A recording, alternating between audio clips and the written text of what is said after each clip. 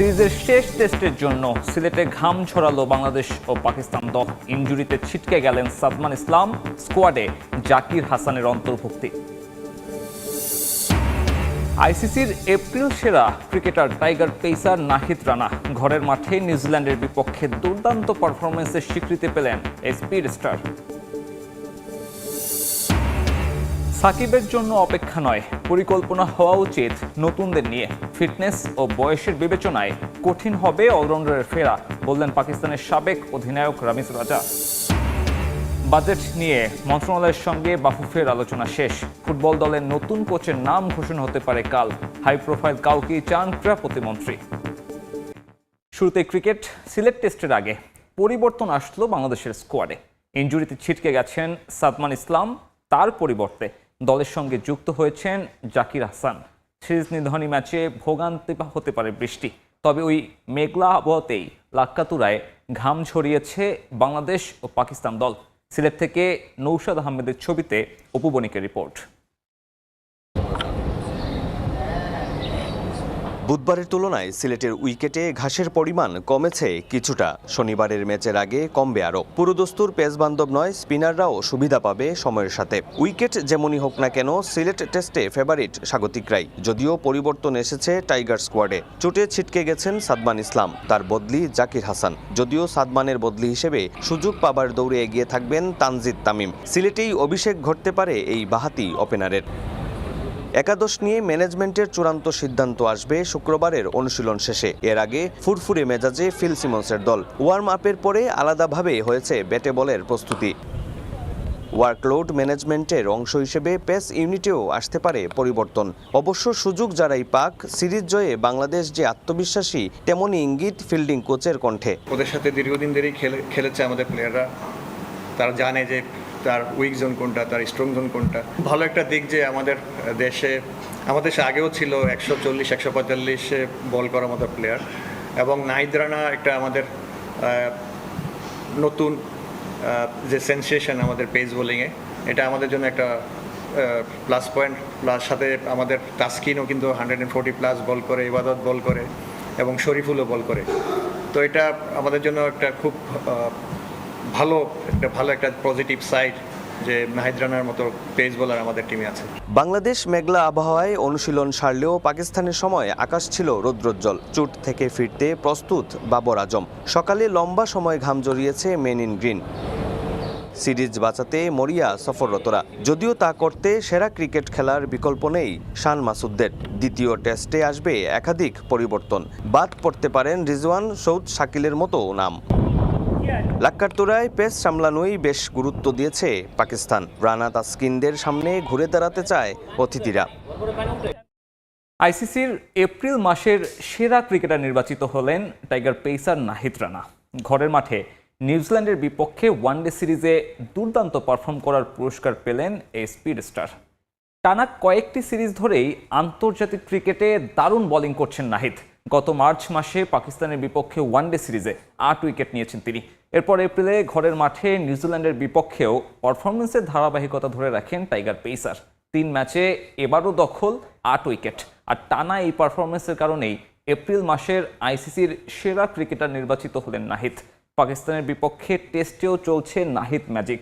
প্রথম ম্যাচে ক্যারিয়ার সেরা বোলিং করে দলকে জিতিয়েছেন রানা। এই প্রথম আইসিসির কোনো পুরস্কার পেলেন তিনি। এর আগে পুরুষ ক্রিকেটারদের মধ্যে সাকিব আল হাসান, মুশফিকুর রহিম ও মেহেদী হাসান মিরাজ এমন স্বীকৃতি পান। এখনো জাতীয় দলের জার্সি গায়ে জড়ানোর স্বপ্ন দেখেন সাকিব আল হাসান।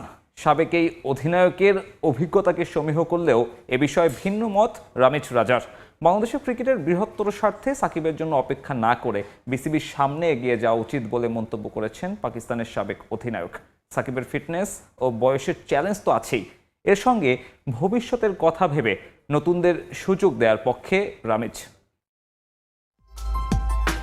বাংলাদেশের ক্রিকেটে এখনও প্রাসঙ্গিক সাকিব আল হাসান। ঘরের মাঠে সিরিজ খেলে অবসর নিতে চান টেস্ট ও টি-20 থেকে, আর ওয়ানডেতে খেলতে চান আগামী বিশ্বকাপ পর্যন্ত, যে কথা অনেকবারই বলেছেন সাবেক অধিনায়ক। বিসিবিতে গেল 20 মাসে বেশ কবার নেতৃত্বের পালাবদল হলেও সাকিবের জাতীয় দল বা দেশে ফেরার ইস্যুর সুরাহা করতে পারেনি কোনো কমিটি। সাকিবও আশায় আছেন আবারও গর্বের লাল সবুজ জার্সি গায়ে জড়ানোর। সম্প্রতি ওয়ানডে র্যাঙ্কিংয়ে বেশ অবনতি হয় বাংলাদেশের। সে সময় সাকিবকে দলে ফেরানোর দাবিটাও জোরালো হয়। তবে একটা প্রশ্ন বারবার সামনে এসেছে, বয়স 39, আবারও আন্তর্জাতিক ক্রিকেট খেলার জন্য কতটা ফিট মিস্টার 75? যদিও এসব ধারণা অনেকবারই ভুল প্রমাণ করে রাজস্বিকভাবে মাঠে ফিরেছেন সাকিব আল হাসান। তবে পাকিস্তানের কিংবদন্তি রমিজ রাজার ভিন্ন মত। সম্প্রতি বেশ কবার বাংলাদেশে এসে ধারাভাষ্য দিয়েছেন। শান্ত মিরাজ লিটনের দলকে কাছ থেকে দেখার সুযোগ হয়েছে। বিশ্বকাপ জয়ী সাবেক এই ক্রিকেটারের মতে তরুণদের নিয়ে আগামীর পরিকল্পনা করা উচিত বিসিবির। I don't know, I mean, how fit he is, number one. Number two, whether Bangladesh would want to fit him in right now, because you're looking at the youth and wanted to, as you said, this is a transition period for this team. So I don't know whether Shakib fits the bill straight away. How is he feeling? Obviously, there's his experience and class. He's done it so many times. He's got this international experience of playing the World Cups and being an outstanding player. So he has that. But how fit he is, you know, age is a killer, actually. You know, your reflexes slow down. It's about moving forward, you know, if you ask and experiment with young faces. বয়সের বিবেচনায় সাকিবকে বাদ দেওয়ার কথা বললেও 1992 সালে রমিজ রাজা নিজে বিশ্বকাপ জিতেছিলেন 40 বছর বয়সী ইমরান খানের অধীনে। সাকিবের ভাগ্যে কি লেখা আছে তা হয়তো সময় বলে দেবে। এদিকে নারী টি-20 বিশ্বকাপের আগে বাংলাদেশের মূল সমস্যা নিজেদের ব্যাটিং ডিপার্টমেন্ট। দুর্বলতা অকপটে স্বীকার করলেন ব্যাটার সোবহানা মোস্তারি। মেগা আসরের আগে এসব সমস্যা যতটা সম্ভব ঠিক করে বিশ্বকাপে সেরা সাফল্য পাওয়াই এখন লক্ষ্য জ্যোতির দলের।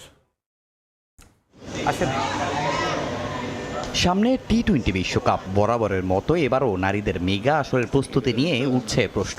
এদিন প্রস্তুতি ম্যাচে অনূর্ধ্ব 16 ঢাকা মেট্রো দলের সঙ্গেও বাজেভাবে হেরেছে টাইগ্রেস। 164 রানের জবাবে 125 রানের গুন্ডি পেরোতে পারেনি জ্যোতিরা। ব্যাটিংয়ে নিজেদের দুর্বলতা অকপটেই স্বীকার করলেন সুবহানা মুস্তারি। ওরা ভালো জোরে বল করে, আমাদের যেহেতু গ্রুপে সাউথ আফ্রিকা, অস্ট্রেলিয়া আছে, তো তারাও এইরকম পেজেই বল করবে আমার কাছে মনে হয়। তো আমাদের আজকে আমরা জিততে পারিনি, কিন্তু প্রথম দিকে আসলে আমরা উইকেট লুজ করে ফেলেছি। বোলিংয়ের থেকে ব্যাটিংটা আমাদের একটু ডাউনে আছে, এটা আমরা ফিল করি বা বিশ্বাস করি, সেটা নিয়ে আসলে কাজ করছি। লাস্ট ম্যাচগুলো আপনি দেখবেন যে আসলে চেস করার আমাদের ক্ষমতা কতটুকু, সেটাও আমরা আসলে দেখেছি। শুধু পারফরমেন্সই নয়, বিশ্বকাপের আগে দলের অভ্যন্তরীণ নানা জটিলতা নিয়েও হচ্ছে কানাঘুষা। জাহানার অভিযোগের পর দলের সিন্ডিকেট নিয়েও চর্চা হয়েছে অনেক। অধিনায়ক জ্যোতির পারফরমেন্স টি-20 সুলভ কিনা সে প্রশ্নও তুলছেন অনেকে। বাহিরে যে কথাগুলো হচ্ছে ওগুলো টিমে আমরা কখনোই ইম্প্যাক্ট করতে দিব না, কারণ আমাদেরকে ক্রিকেটটা খেলতে হবে, আর আমরাই জানি আসলে আমরা কতটুকু। তো আমার কাছে মনে হয় না যে দলাদলি করে আমার জায়গা কেউ নিতে পারবে। জ্যোতি আপু তো বরাবরই আমি বলবো যে উনি ভালো খেলে, কন্ট্রিবিউট আছে। আপনি লাস্ট 4 বছরে যদি দেখেন ওনার পরিসংখ্যান বেশি। সবারই স্ট্রাইক রেট আমার ভালো টি-20তে। যদি জ্যোতি আপু লং টাইম ধরে খেলতে পারে, আমার কাছে মনে হয় যে স্ট্রাইক রেটটা ওনারও ভালো হবে। তবে এসব একপাশে রেখে বাংলাদেশের এখন মূল লক্ষ্য বিশ্বকাপে সেরা সাফল্য পাওয়া। যে কদিন আছে দল চেষ্টা করছে সর্বোচ্চ প্রস্তুতি নিয়েই বিশ্বকাপের মঞ্চে নামতে। ওই ওয়েদারে আসলে হ্যাঁ দরকার হয়তো বা 2টা পেস বলার একসাথে খেলানোর, বাট তারপরও মারুফা যে ধরনের ফ্যাসিলিটিস দিচ্ছে আমাদেরকে, আবার তৃষ্ণারও বলবো যে ও অনেক ভালো বল লাস্ট সিরিজে করেছে, আবার আজকে ও অনেক ভালো বল করছে। তো আমার কাছে মনে হয় এরা দুইজন খেললেও আমাদের কিছু আশা করা যায় ওই উইকেটে। বিশ্বকাপের আগে স্কটল্যান্ডের ত্রিদেশীয় সিরিজ খেলবে বাংলাদেশ। 25 মে দেশ ছাড়বে নারীরা। জাতীয় দলের জন্য কোচ নিয়োগে বাজেট কোনো সমস্যা হবে না বলে জানিয়েছেন যুব ক্রীড়া প্রতিমন্ত্রী আমিনুল হক। বাফুফের সভাপতির সঙ্গে বসে দ্রুতই কোচ নিয়ে বাজেট ইস্যু সমাধান করতে চান তিনি।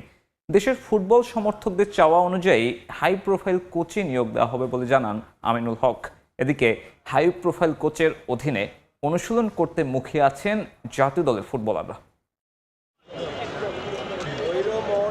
হামজা শমীদদের ডাগআউটে কে দাঁড়াচ্ছেন? বহুল কাঙ্ক্ষিত সেই প্রশ্নের উত্তর জানতে ফুটবল সমর্থকদের অপেক্ষা করতে হবে আর অল্প কিছু সময়। ফেডারেশনের সংক্ষিপ্ত তালিকায় থাকা সকল কোচদের সঙ্গে ইতোমধ্যে সাক্ষাৎকার পর্ব শেষ করেছে বাফুফের জাতীয় দল ব্যবস্থাপনা কমিটি। ফেডারেশনের বিভিন্ন সূত্রের খবর, কোচ নিয়োগে বাফুফের পছন্দের তালিকায় সবার উপরে আছেন সাবেক ওয়েলস ও ফুলহাম কোচ ক্রিস কোলম্যান। লাল সবুজ দলের সঙ্গে কাজ করার আগ্রহ প্রকাশ করেছেন কোলম্যান নিজেও। তবে যত বিপত্তি বাজেটে। হাই প্রোফাইল কোচের স্যালারিটাও হাই, তাকে আনার মতো বাজেট নেই ফেডারেশনের তহবিলে। ঠিক এই সময়ে আশার আলো দেখাচ্ছে যুব ও ক্রীড়া প্রতিমন্ত্রী আমিনুল হকের প্রতিশ্রুতি। সারা বাংলাদেশের যে দর্শকদের যে চাওয়া রয়েছে, যে প্রত্যাশা রয়েছে, আমরা সর্বোচ্চভাবে গুরুত্ব দিয়ে যাকে আমাদের বেস্ট মনে হবে, যাকে দিলে আমার বাংলাদেশের ফুটবল এগিয়ে যাওয়ার অনেক বেশি সম্ভাবনা থাকবে, আমরা সেই মানুষটিকে নিয়োগ দেব। বাফুফের সাথে এক হয়ে আমরা বেস্ট পসিবল কোচকে নিয়োগ দেওয়ার জন্য যা করণীয় আছে সার্বিক সহযোগিতা বাফুফের পক্ষে থাকবে। কোচ ইস্যুতে যুব ও ক্রীড়া প্রতিমন্ত্রীর সঙ্গে বাফুফে সভাপতির বৈঠক বসার কথা রয়েছে। সেখানেই ব্যাটে বলে মিলে গেলে ক্রিস কোলম্যানকে লাল সবুজের কোচ হিসেবে ঘোষণা করবে ফেডারেশন। হাই প্রোফাইল কোচের অধীনে অনুশীলন করতে মুখিয়ে আছেন জাতীয় দলের ফুটবলাররা। কোচ হয়ে যেই আসুক না কেন দেশের ফুটবলকে এগিয়ে নিয়ে যেতে চান তারা। উনি সবাইকে দেখবে, পরখ করবে, তারপরে আমার মনে হয় যে আরও ভালো প্লেয়ার আসবে সামনে। আবার আমাদের বাংলাদেশ প্রিমিয়ার লিগের থেকেও আপনার ভালো প্লেয়ার উঠবে। আশা করি তখন ভালো রেজাল্ট করতে পারবে। একটাই চাওয়া যে যেই কোচই আসুক না কেন আমাদের দেশের ফুটবলের জন্য যাতে একটা পজিটিভলি একটা দিক হয়। আগামী 5 জুন সান মারিনোর বিপক্ষে অ্যাওয়ে ম্যাচ খেলবে বাংলাদেশ দল, আর সেই ম্যাচই হবে নতুন কোচের প্রথম অ্যাসাইনমেন্ট।